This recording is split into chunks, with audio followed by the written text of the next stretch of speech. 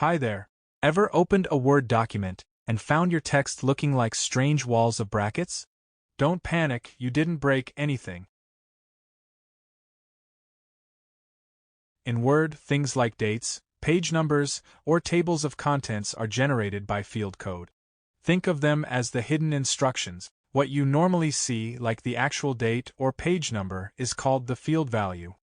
It's simply the result of those behind-the-scenes instructions. To quick switch, select the dynamic text, use the keyboard shortcut, Alt plus F9. It's a toggle, press it once to see codes, press it again to see values. This is a temporary switch, perfect for a quick fix. If your document always opens with codes, and you want a permanent solution, go to the File menu.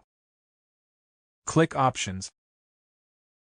In the pop-up, select the Advanced category. Then scroll down to the section called Show Document Content.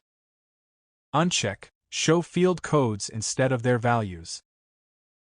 Click OK, and the codes in your document will permanently revert to values.